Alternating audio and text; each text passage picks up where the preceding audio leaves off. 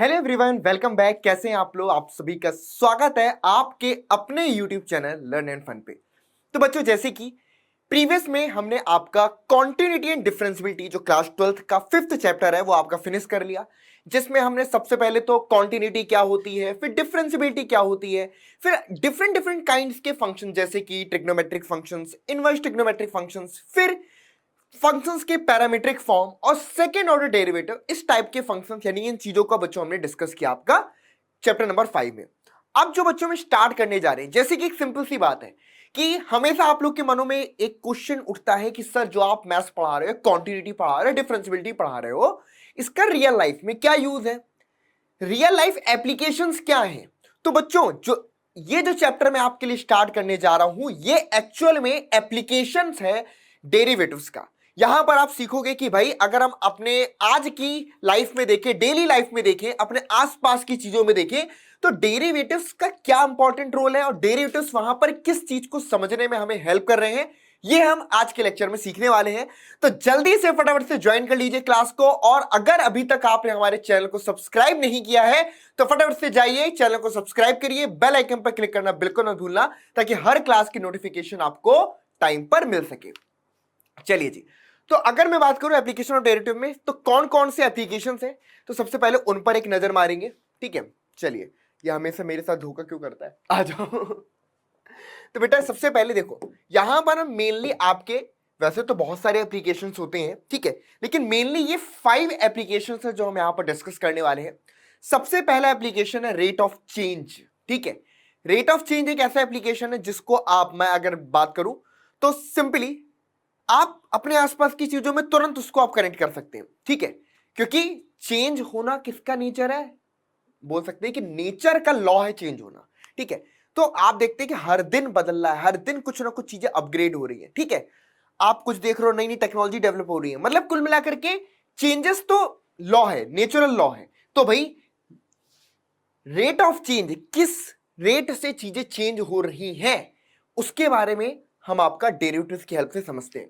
उसके बाद increasing and decreasing functions, किसी फंक्शंस को देख करके या कोई फॉलोइंग, जैसे मैंने आपको बताया था कि फंक्शंस एक टाइप की मशीन है, तो इंक्रीजिंग और डिक्रीजिंग का मतलब ये है, फॉर एग्जाम्पल आज की डेली लाइफ में अगर मैं बोल रहा हूं कि कोई मशीन है, ठीक है, अब धीरे धीरे धीरे फॉर एग्जाम्पल उससे क्या हो रहा है, हमें जो आउटपुट आ रहा है वो बढ़ता जा रहा है, इंक्रीज हो रहा है। ठीक है, या फिर एक सिचुएशन की मैं बात करूं, फॉर एग्जाम्पल कंट्री में जो कोविड आया था, हम देखते थे ना कि कंटिन्यू कोविड के जो केस हमको आ रहे थे वो डेली इंक्रीज हो रहे थे। आज के टाइम पर भी हम देखते हैं कि कोविड के केस कंटिन्यूसली थोड़ा थोड़ा थोड़ा बढ़ते हैं, फिर बीच में एकदम से क्या आता है, केसेस गिरना शुरू हो जाते हैं। न्यूज में खबर आती है कि आज कोविड के केसों में आई है कमी, आज कोविड के केसों ने तोड़ा है रिकॉर्ड पिछले 10 दिनों का। तो मतलब क्या, अचानक से इंक्रीज होना है, डिक्रीज होना। तो ये जो बेसिकली इंक्रीजिंग और डिक्रीजिंग की प्रोसेस है, ये कैसे हम देखते हैं, ये भी हम डेरिवेटिव्स की हेल्प से हम समझ सकते हैं। उसके बाद टेंजेंट्स एंड नॉर्मल, ठीक है, इसकी हेल्प से हम किसी भी फंक्शन है उसका स्लोप आइडेंटिफाई कर सकते हैं। ठीक है, उसके बाद अप्रोक्सीमेशन, अप्रोक्सीमेशन में हेल्प करता है, जैसे कि इसका हम इस्तेमाल करके कोई कोई क्वेश्चन हम सॉल्व करें, उसमें हमें अप्रोक्सीमेट वैल्यू चाहिए, तो डेरिवेटिव्स वहां पर हमें हेल्प करते हैं। तो अप्रोक्सीमेशन हो गया मैक्सिमा एंड मिनिमा, कि कोई फंक्शन कब मैक्सिमम अचीव करेगा, कब मिनिमम देगा। ठीक है, फॉर एग्जाम्पल कोई प्रोडक्शन है, या मान लो कोई मशीन है या कोई ऑर्गेनाइजेशन है जो कोई प्रोडक्ट को क्रिएट करती है, तो कब वो प्रोडक्शन यानी कि जो प्रॉफिट है प्रोडक्शन मैक्सिमम होगा, कब वो आपका मिनिमम होगा। तो ये जो मैक्सिमम और मिनिमम की कंडीशंस का जो हमें पता चलती है कि भाई इस कंडीशन में मैक्सिमम आउटपुट मिलेगा और इस कंडीशन में मिनिमम आउटपुट मिलेगा, ये भी हम कैसे आइडेंटिफाई करते हैं, डेरिवेटिव्स की हेल्प से। तो ये बहुत ही 4 इंपॉर्टेंट आपके एप्लीकेशंस हैं, वन बाय वन हम डिस्कस करेंगे। तो आज की क्लास में रेट ऑफ चेंज को हम डिस्कस करेंगे और नेक्स्ट में हम इंक्रीजिंग एंड डिक्रीजिंग फंक्शंस। चलिए तो स्टार्ट करते हैं। तो सबसे पहले बच्चों, फिर से धोखा दे रहा है, आ जाओ। चलिए, तो रेट ऑफ चेंज का मतलब एक चीज हमने देखी कि चेंज किसके रिस्पेक्ट में, फॉर एग्जाम्पल आपकी पोजीशन चेंज हो रही है टाइम के रिस्पेक्ट में, तो आप उसको क्या बोलते हो कि भाई इतने टाइम में आपकी पोजीशन यहां से यहां तक चेंज हो गई, तो आप उसको कैलकुलेट करते हो कि भाई इसको हम बोलेंगे स्पीड, कि भाई रेट ऑफ डिस्प्लेसमेंट, कितने टाइम पर आपकी पोजीशन कितना चेंज हुई है, उसको हम स्पीड बोलते हैं, ठीक है।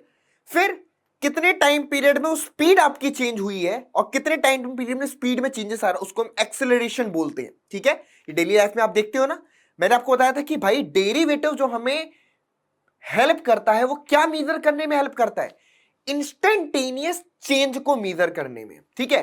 तो इंस्टेंटेनियस चेंज में आपका यहां पर रेट ऑफ चेंज आपका आ जाता है कि भाई कोई स्पीड है तो वो इंस्टेंटेनियस स्पीड चेंज हो रही है, ठीक है, या कोई और चीज है एक्सेलरेशन, ये सारी चीजें क्या है, इंस्टेंटेनियस चेंज को। तो रेट ऑफ चेंज यहां पर हम आपका स्टडी करने वाले हैं। एक सिंपल सा आपने देखा होगा कि एक ये बहुत ज्यादा आपका पॉपुलर हुआ था कि एकदम से वक्त बदल गया, जज्बात बदल गए, जिंदगी बदल गई। ये वाला मीम सभी ने देखा है, एकदम से वक्त बदल दिए, जज्बात बदल दिए, जिंदगी बदल दी। मतलब क्या हुआ, कुछ हुआ इनके साथ कि अचानक से क्या हुआ कि जो इन्होंने सोचा था एकदम वक्त बदल गया। भाई अच्छा खासा मैच जीत रहे थे, लाइन से 2-3 विकेट गिर गए तो वक्त बदल गए, जज्बात बदल गए, हालात बदल गए। तो ये काफी ज्यादा पॉपुलर हुआ था। तो भाई इनके वक्त तो जज्बात हालात तो बदल चुके हैं, हमें अपने वक्त हालात और जज्बात को बदलने के लिए दिन रात मेहनत करनी पड़ेगी। तो चलिए स्टार्ट करते हैं। सबसे पहले बेसिक सी चीजों से एक क्वेश्चन के साथ में स्टार्ट करूंगा रेट ऑफ चेंज में। सिंपल सी बात कि कोई मतलब कोई फंक्शन है, अब हम ये बोल रहे हैं कि उसमें क्या चेंज आ रहा है टाइम के रिस्पेक्ट में। अगर हम चेंज की बात कर रहे हैं तो उसको हम D F of D T के थ्रू डिनोट करेंगे, ठीक है। या किसी भी ऑब्जेक्ट, कोई वाई मान लो आपके पास एक्स का फंक्शन है, ठीक है, for example Y is a function of X, ठीक है। अब सिंपल सी बात है, एक्स में चेंज होने पर वाई में क्या चेंज होगा, तो इसको हम बोलते हैं D Y upon D X. कि जब एक्स में चेंज हो रहा है तो वाई में क्या चेंज होगा, rate of change with respect to X, that is calculated by D Y by D X. और किसी पर्टिकुलर वैल्यू पर हमें रेट ऑफ चेंज मेजर करनी है। फॉर एग्जाम्पल बोल दिया कि भाई X equal to X naught पर आपको रेट ऑफ चेंज मेजर करना है, तो पहले डीवाई बाई डी एक्स हम फाइंड करेंगे, उसके बाद जहां जहां पर एक्स होगा वहां वहां पर हम एक्स नॉट आपका पुट कर देंगे। अब सपोज करो आपके पास एक फंक्शन है y equal to F X का, लेकिन हमें रेट ऑफ चेंज निकालना है x के रिस्पेक्ट में नहीं, हमें चेंज जो फाइंड करना है वो टाइम के रिस्पेक्ट में फाइंड करना है। तो उस कंडीशन में हमें मान लो फाइंड करना है dy बाई dt। तो dy बाई dt को कैसे कैलकुलेट किया जाएगा, इसको कैलकुलेट करने के लिए पहले गिवन फंक्शन को हम x के रिस्पेक्ट में डिफरेंशिएट करेंगे और फिर x को हम t के रिस्पेक्ट में डिफरेंशिएट करेंगे। तो ये बेसिकली इसकी हेल्प से हम कोई फंक्शन y है उसका हम रेट ऑफ चेंज यानी कि विद रिस्पेक्ट टू टाइम है या कोई और भी चीज है, रेडियस है, किसी भी चीज के रिस्पेक्ट में चेंज निकालना है तो ऐसे हम यहां पर निकाल सकते हैं। क्लियर है। तो ये चीज बच्चों हमें रेट ऑफ चेंज को डिनोट करता है। सिंपल सी बात, कोई पूछे रेट ऑफ चेंज तो मतलब क्या, डेरिवेटिव निकाल दो उसका, ठीक है। चलिए तो स्टार्ट करते हैं। हाँ जी, तो आजिए पहला क्वेश्चन आपके पास है, find the rate of change of the area of a circle with respect to its radius R. चलिए सबसे पहली बात, हमें एक सर्किल की रेडियस गिवन है r इक्वल टू 3 सेंटीमीटर। हमें क्या फाइंड करना है, रेट ऑफ चेंज। नोट करिएगा बच्चों, rate of change of the area with respect to its radius, radius के रिस्पेक्ट में क्या चेंज आ रहा है, ठीक है। सबसे पहली बात हमें मालूम है कि किसी भी सर्किल का जो एरिया होता है वो क्या होता है, अगर सर्किल की रेडियस आपको r दे दी जाए तो सर्किल का एरिया होता है पाई। नोट करना, सर्किल का एरिया क्या होता है बच्चों, पाई आर स्क्वायर, यही होता है। इसको हम फॉर एग्जांपल ए के थ्रू हम डिनोट कर देते हैं। क्लियर, इसको ए के थ्रू डिनोट कर देते हैं, ए फॉर एरिया। तो अब इस एरिया में आपको फाइंड करना है rate of change with respect to R, है ना। जब आर के रिस्पेक्ट में बोल रहा है तो मतलब कि हमें क्या फाइंड करना है, D A upon D R find करना है।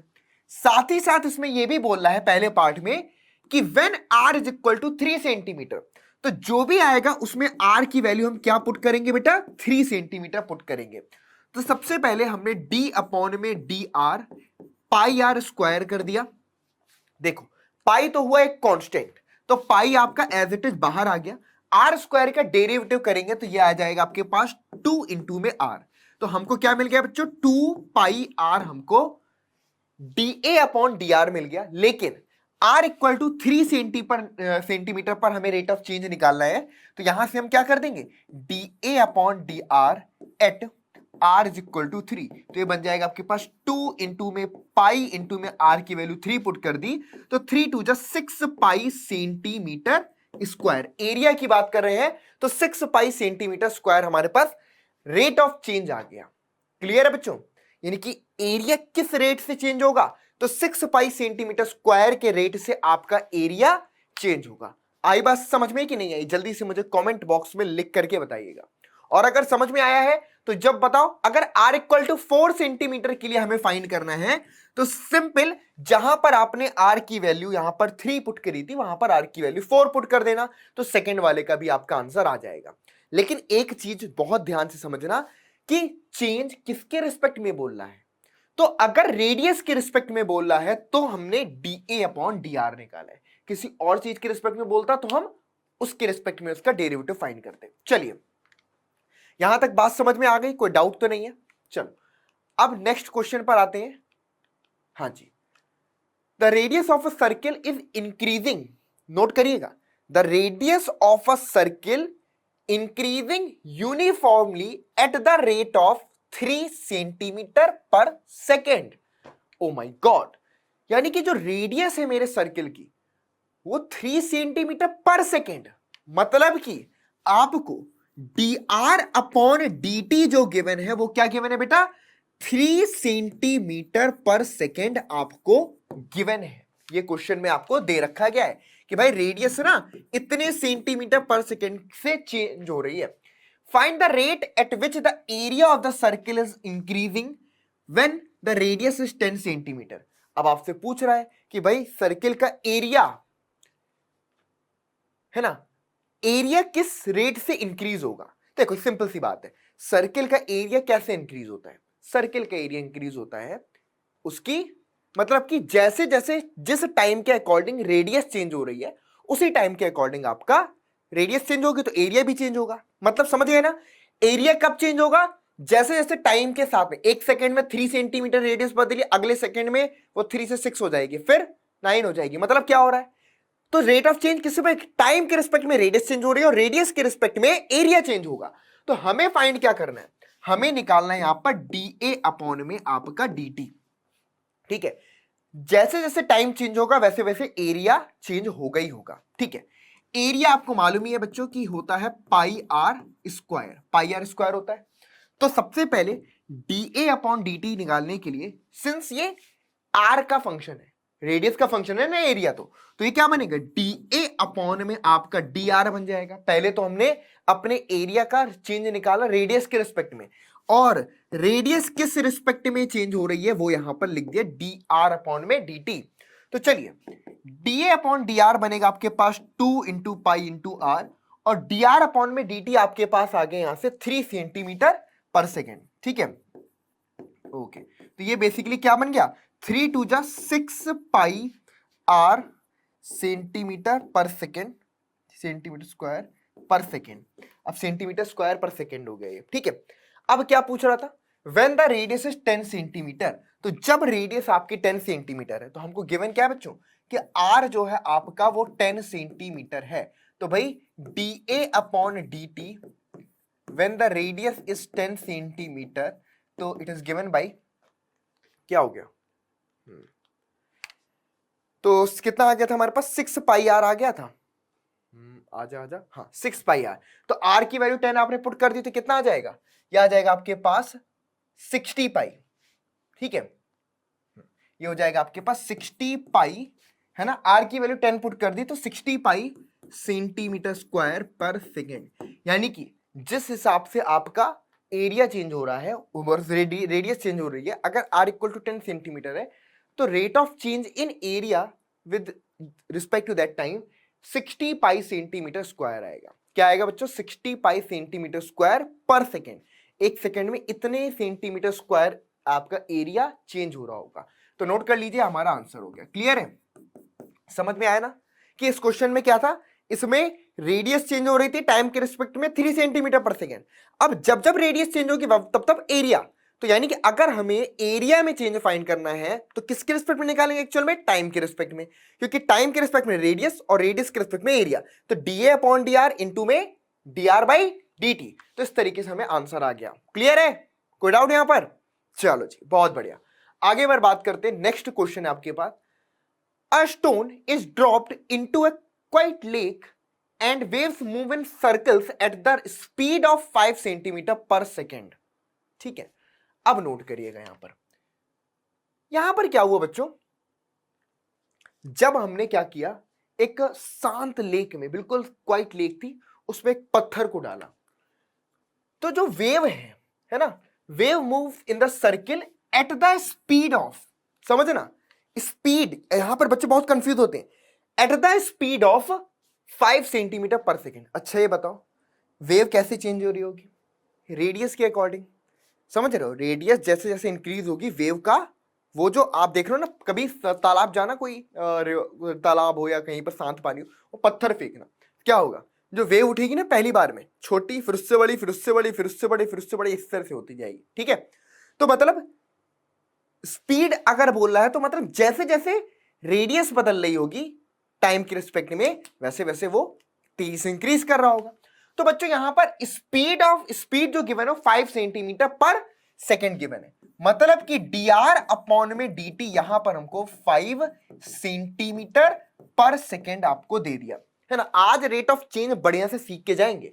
5 सेंटीमीटर पर सेकेंड दे दिया at the instant when the radius of the circular wave is 8 centimetre. अब गिवन है कि अगर हमारे पास जो रेडियस है वो 8 सेंटीमीटर किसी टाइम पर हम मान लेते हैं, how fast is the enclosed area increasing. तो अगर सपोज करो रेडियस 8 सेंटीमीटर रही है, तो कितनी तेजी से जो एरिया होगा जो इंक्लोज होगा, है ना, ऑब्वियस सी बात है, वेव एक इंक्लोज्ड कर्व के फॉर्म पर होगा, तो वो किस रेट से चेंज होगा, मतलब कि हमें यहां पर अगेन dA अपॉन में dt ही निकालना है।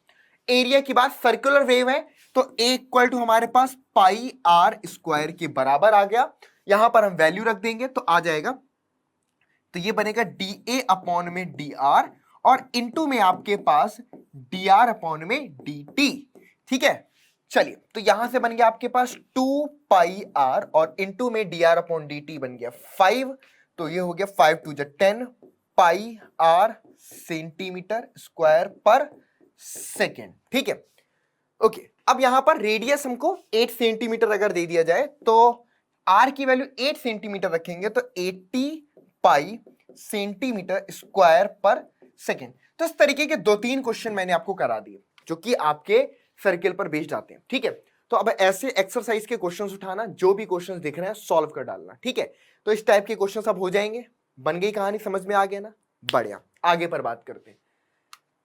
चलो अब नेक्स्ट क्वेश्चन आपके पास, the length x of a rectangle is decreasing at the rate of 5 centimetre per minute. एक ध्यान समझना, टाइम क्या बोल रहा है, पर मिनट, मिनट के रिस्पेक्ट में बोल रहा है, and the width y is increasing at the rate of 4 centimetre per minute.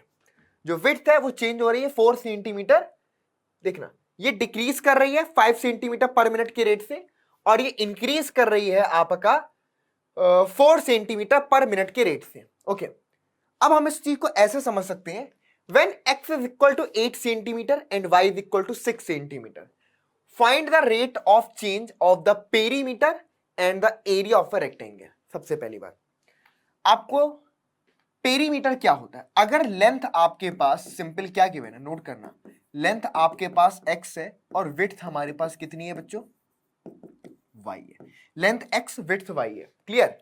तो सबसे पहले पेरीमीटर की अगर हम बात करें तो पेरीमीटर क्या हो जाएगा, सिंपल, पेरीमीटर आपके पास हो जाएगा 2 इंटू में आपका x प्लस में y, क्या हो जाएगा, 2 इंटू में आपका x प्लस y। ठीक है, और एरिया क्या हो जाएगा बच्चों, रेक्टेंगल का एरिया हो जाएगा आपके पास x इंटू में y, क्लियर है।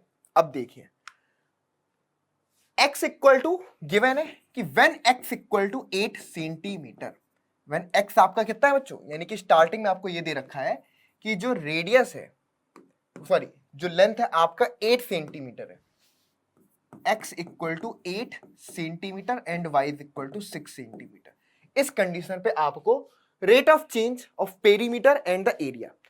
अब हमको क्वेश्चन में एक चीज और गिवन है कि the length of x of rectangle is decreasing at the rate of 5 centimetre per second. Note करना किस रेट से डिक्रीज कर रही है, डिक्रीज कर रही है मतलब कि यहां पर आपके पास है कि dx अपॉन dt जो है, ठीक है, dx अपॉन dt जो है वो क्या है बच्चों, 5 सेंटीमीटर पर मिनट है, 5 सेंटीमीटर पर मिनट है। अब देखो डिक्रीजिंग को हम क्या कर सकते हैं, मतलब कि सब्ट्रैक्ट होना, मतलब डिक्रीज करना, मतलब क्या घट रहा है, डिक्रीज मतलब क्या होता है, घट रहा है। तो dx अपॉन dt अगर डिक्रीजिंग बोल रहा है तो हम इसको बोल सकते हैं कि माइनस में 5 सेंटीमीटर पर मिनट है, और and y is 6 centimetre the rate of change of the perimeter. अगर मैं dy बाई dt की बात करूं तो ये क्या हो जाएगा बच्चों, ये हमारे पास चेंज इंक्रीज हो रहा है at the rate of 4 centimetre per minute. तो इंक्रीज है तो हमने as it is 4 centimetre per minute आपका ले लिया, ठीक है। किसी को कोई कंफ्यूजन तो नहीं हो रहा है। यहां पर मैं आपको प्रीवियस एग्जांपल्स भी दिखा देता हूं कि इस क्वेश्चन में आपने देखा कि यहां भी क्या हो रहा था, ओके स्पीड दे रखी थी तो इंक्रीजिंग यहां भी कंडीशन थी, और इस कंडीशन में भी अगर हम देखें इसीलिए हमने हर बार पॉजिटिव लिया था, और इसके पास्ट वाले में भी देखेंगे बच्चों तो यहां पर भी हमने पॉजिटिव इसलिए लिया क्योंकि ये भी आपका इंक्रीज कर रहा था, ठीक है, इंक्रीजिंग यूनिफॉर्मली। तो जब जब इंक्रीजिंग की बात करेंगे तब तक पॉजिटिव, और जब जब डिक्रीजिंग करेंगे तो वही हम रेट ऑफ चेंज नेगेटिव ले लेंगे। क्लियर है, इसमें कोई डाउट तो नहीं है। चलिए तो ये चीज छोटी छोटी चीजें दिमाग से क्लियर करते चलो। अब हमें पेरीमीटर निकालना है। सपोज करो इसको हमने P से डिनोट कर दिया और इसको हमने A से डिनोट कर दिया, तो dP अपॉन में dt क्या होगा, ये बनेगा आपके पास dP अपॉन में, ठीक है।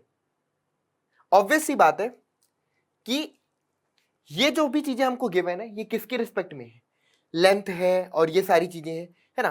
तो ये बेसिकली 2 dP अपॉन dt अगर हम देखें तो ये हो जाएगा आपके पास सिंपल 2 हमारे पास कांस्टेंट हो गया, इसको बाहर रख लो, ये बन जाएगा dx अपॉन में dt और प्लस में आपके पास dy अपॉन में dt, यही हुआ dx अपॉन में dt प्लस में आपके पास dy अपॉन में dt। तो सिंपल सा देखना 2 एज इट इज रहा, dx अपॉन dt हमारे पास कितना है बच्चों, माइनस में 5 है, और dy अपॉन dt हमारे पास कितना है यहां पर प्लस में 4 है। तो इस तरीके से अगर आप ध्यान से देखो तो ये हमको कितना आ जाएगा, -5 प्लस में 4 यानी कि -1, -2 सेंटीमीटर पर मिनट, यानी कि जो आपका पेरीमीटर होगा वो इस रेट से डिक्रीज करेगा, ठीक है, जो पेरीमीटर होगा वो इस रेट से आपका डिक्रीज करेगा। तो अच्छा यहां तक क्लियर है, कोई डाउट तो नहीं है यहां पर, हाँ जी ठीक है, -2 सेंटीमीटर पर मिनट के रेट से आपका डिक्रीज करेगा। नेक्स्ट में पूछ रहा बच्चों the area of rectangle, area of rectangle, rectangle का एरिया किस रेट से आपका चेंज होगा। तो नेक्स्ट में हम यहां पर देखो कोई वैल्यूज पुट करने की जरूरत नहीं थी, सिंपल सा dx upon dt dy upon dt दोनों चीजें आपके पास गिवन थी तो आपने रख दिया। अब यहां पर हम dA अपॉन dt फाइंड करेंगे। चलिए dA अपॉन में dt, एरिया क्या होता है ऑब्वियसली बात, d upon dt of x into में y, यही होता है। तो ये बन जाएगा फर्स्ट इंटू सेकेंड फंक्शन से x इंटू में आपके पास dy अपॉन dt और प्लस में y इंटू में आपका dx अपॉन में dt। चलो x की वैल्यू dy अपॉन dt हमारे पास कितना है, ये है आपके पास, नोट करिएगा 4 सेंटीमीटर पर मिनट है, तो यहां पर आपने कितना रख दिया यहां पे 4, ओके, एंड y इंटू में dx अपॉन dt डिक्रीज कर रहा है तो ये आपके पास कितना है बच्चों, ये आपके पास है यहां पर माइनस में 5 सेंटीमीटर पर मिनट, तो यहां पर आपके पास माइनस में 5 आया, तो ये बन गया 4x माइनस में आपका 5 टाइम्स y। क्लियर है। अब यहां पर x और y की वैल्यूज को पुट कर देते हैं, तो x की वैल्यू यहां पर हमको क्या गिवन है, x की वैल्यू 8 और y की वैल्यू 6, तो अगर मैं यहां पर x की वैल्यू 8 पुट कर दूंगा, ठीक है, एक सेकेंड रुक जाइएगा, x की वैल्यू यहां पर हम 8 पुट कर दें, थोड़ा सा स्लो काम कर रहा है लगता है उसका इश्यू है। x की वैल्यू 8 और y की वैल्यू हमारे पास 6, एक बार कंफर्म कर लेते हैं कहीं कुछ अपने जल्दबाजी में गलत तो नहीं रख दिया, ठीक है, x की वैल्यू 8 y की वैल्यू 6 बिल्कुल सही है।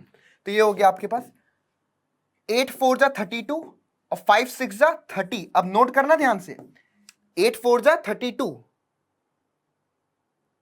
एक सेकेंड, हाँ यहां पर आपने नेगेटिव रखा है, dx अपॉन dt और dy अपॉन dt 4 है। एक बार वापस से क्रॉस चेक कर लेना कोई भी चीज कहीं गलत तो नहीं है ना, ठीक है, ये 4 है, ठीक है, सही है, ओके, बढ़िया। तो ये कितना बन गया, ये आ गया आपके पास 2 सेंटीमीटर स्क्वायर पर मिनट। इस रेट से आपका एरिया चेंज होगा। क्लियर है? एरिया आप देख सकते हो पॉजिटिव आ रहा है मतलब कि इंक्रीजिंग होगा। क्लियर है?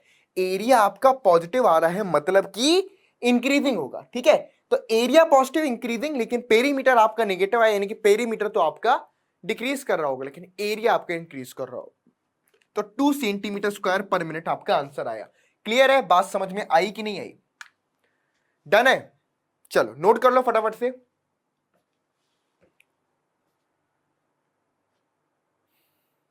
अच्छा, तुम लोग एक बार कमेंट सेक्शन में मुझे लिख करके बात जरूर से बताना कि अभी तक हमने कॉन्टिन्यूटी एंड डिफरेंशियबिलिटी आपका पढ़ लिया, उसके बाद हमने एप्लीकेशन ऑफ डेरिवेटिव्स पढ़ा है। अब एप्लीकेशन ऑफ डेरिवेटिव्स के बाद में आप क्या चाहते हो पढ़ना? इंटीग्रल कैलकुलस पढ़ना चाहते हो, जिसमें इंटीग्रेशन, एप्लीकेशन ऑफ इंटीग्रेशन और डिफरेंशियल इक्वेशंस है। ये 3 चैप्टर फिर एक साथ चलेंगे। जो अलजेब्रा है तुम्हारी, यानी कि मैट्रिसेस एंड डिटर्मिनेंट, वो फिर काफी लंबे टाइम तक के लिए स्किप हो जाएगा। तो अगला आप क्या स्टार्ट करवाना चाहते हो? आप चाहते हो कि सर आप कैलकुलस पूरी कंप्लीट कर दीजिए, जो कि मुझे लगता भी है कि कैलकुलस पहले कंप्लीट होनी चाहिए, क्योंकि 35 से 40 मार्क्स का बोर्ड्स एग्जाम में वेटेज है आपका। तो अगर आप चाहते हो तो मैं कंटिन्यू करूंगा, लेकिन क्योंकि मैं देख रहा हूं कि शुरुआत में आप लोगों में से काफी सारे बच्चे लगातार क्लासेस को देखते थे, लेकिन अब कुछ बच्चे कम देख रहे हैं क्लास को। तो ऐसा हो कि आप कोई एक्सपेक्टेड चैप्टर जो आप पढ़ना चाहते हो तो वो मैं पहले करवा सकता हूं। ठीक है, तो ये कमेंट्स पर डिपेंड करेगा, कमेंट जरूर करके बताना। ठीक है, चलिए।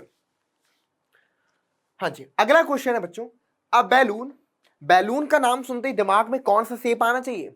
वो दिल वाला शेप नहीं आना चाहिए। ठीक है, जो तुरंत बैलून का नाम सुन करके तुम्हारे जो ऐसे आ जाता है ना हार्ट शेप, हाँ, हम बैलून का मतलब ये वाले बैलून की शेप की बात नहीं कर रहे हैं। ठीक है, छोड़ो।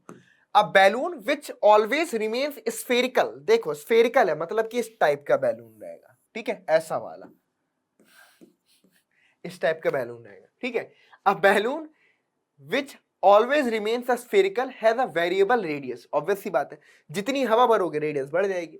Find the rate at which its volume is increasing with the radius when the latter is 10 centimetre.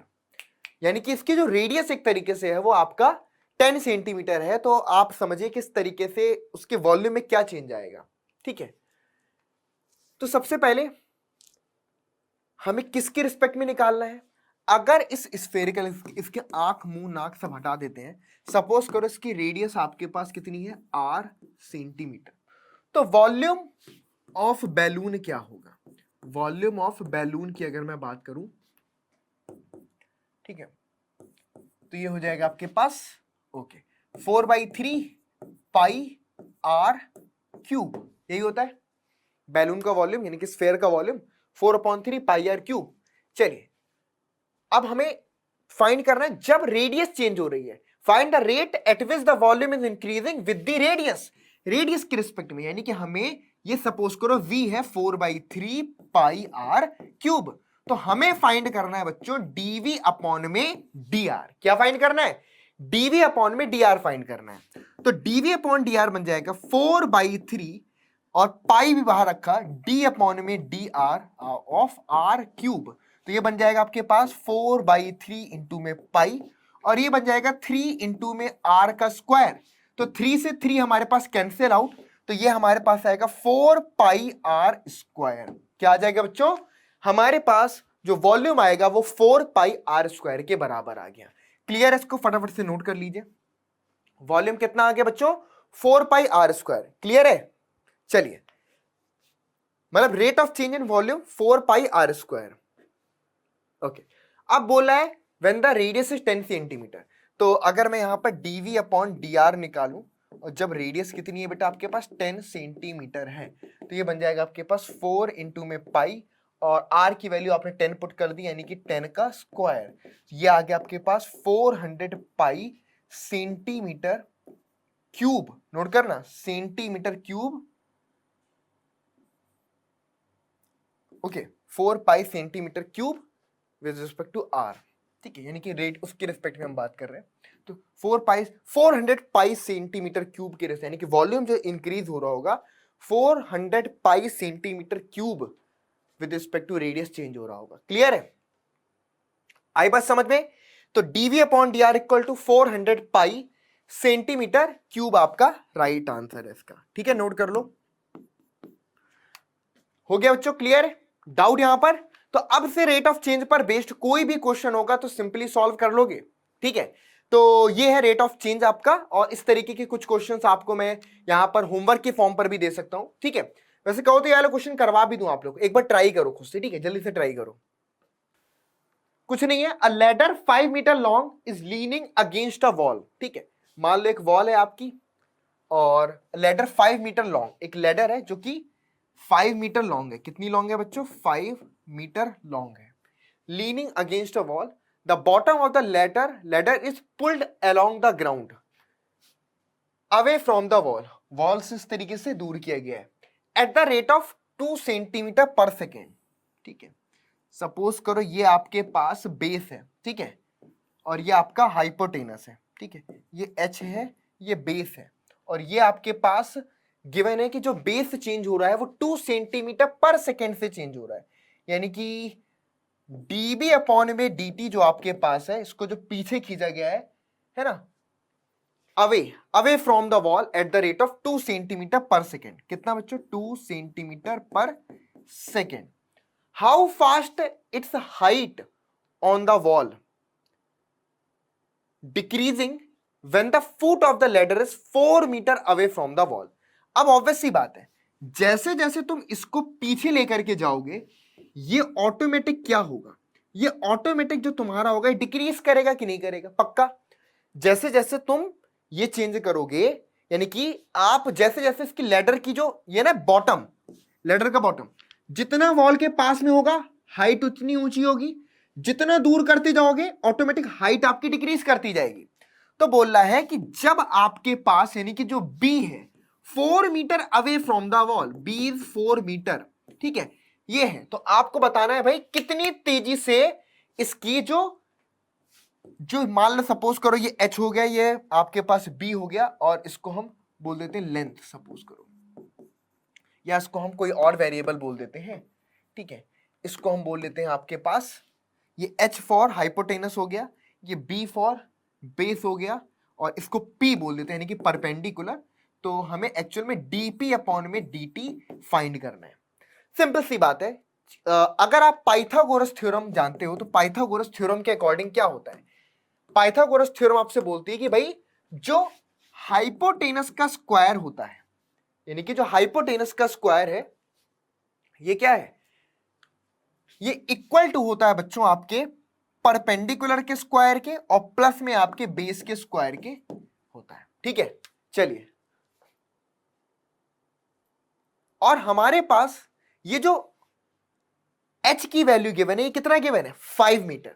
तो अगर मैं h की वैल्यू यहां पर रख दूंगा तो 5 का square equal to p square plus में आपके पास b स्क्वायर बन गया, यानी कि ये आपके पास 25, ध्यान से नोट करिएगा, ये आपके पास 25, और माइनस में अगर आप यहां से देखो तो ये हो जाएगा आपका b स्क्वायर और इक्वल टू आपके पास p स्क्वायर। ये इस तरीके से आपके पास गिवन है। ठीक है, हमें निकालना क्या है बच्चों? dp अपॉन dt निकालना है। ओके, dp अपॉन में dt हमें निकालना है, तो डिक्रीज कर देंगे। तो अगर सिंपल सी बात है, ये आपकी फिक्स है, ये आपका फिक्स है, इससे कोई फर्क नहीं पड़ने वाला। सिंपल सी बात है, जब ये इंक्रीज करोगे तो ऑटोमेटिक ये आपका डिक्रीज कर जाएगा। तो ये 25 आपको फिक्स कर दिया गया है।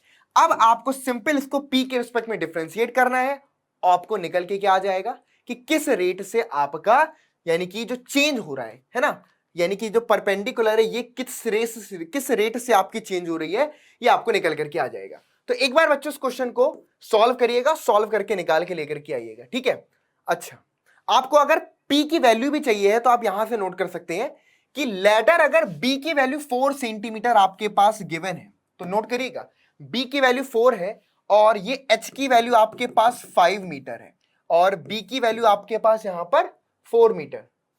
ठीक है, तो यहां से हम अगर आपका p निकालें तो p स्क्वायर कितना हो जाएगा?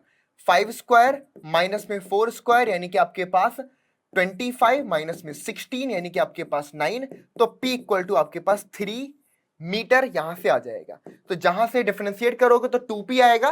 तो रेट ऑफ चेंज निकालने के लिए ऑब्वियस सी बात है, यहां पर आप क्या रख दोगे, p की वैल्यू 3 मीटर बाद में रख दोगे। ठीक है, तो इसको सॉल्व करिए, सॉल्व करके निकाल के लेकर के आइएगा। ठीक है, तो ये क्वेश्चन तुमको एज अ होमवर्क के फॉर्म पर मैं दे रहा हूं, तो इस क्वेश्चन को पक्का से ट्राई करना है। ठीक है, करके लाओगे? चलिए, और कमेंट बॉक्स में अपना आंसर लिख करके बताना। चलिए, हो गया। अब इसके बाद जो हमारे पास है वो आता है आपका, चलिए, तो अब इसी तरह के कुछ क्वेश्चन थे, तो एक्सरसाइज के कुछ क्वेश्चन आप लोग ट्राई करिएगा। ठीक है, अब इसके बाद नेक्स्ट जो लेक्चर होगा वो इंक्रीजिंग एंड डिक्रीजिंग फंक्शन पर बेस्ड होगा, जिसमें कोई फंक्शन इंक्रीजिंग कब बोलते हैं, डिक्रीजिंग कब बोलते हैं, वो उस लेक्चर में आपका डिस्कस करेंगे। ठीक है, चलिए जी, तो इसको फिनिश करते हैं। बढ़िया, ठीक है, तो नेक्स्ट क्लास में बच्चों इंक्रीजिंग और डिक्रीजिंग फंक्शन के बारे में पढ़ेंगे। तो जाइए, पहले रेट ऑफ चेंज पर जो भी एप्लीकेशन पे बेस्ड क्वेश्चन है सभी क्वेश्चन को लगा लो, ताकि एकदम एक कॉन्सेप्ट क्लियर हो जाए। फिर अगले लेक्चर में इंक्रीजिंग और डिक्रीजिंग फंक्शन हम डिस्कस करेंगे। ठीक है, चलिए, तो मिलते हैं नेक्स्ट क्लास में, तब तक के लिए good bye, take care to all of you.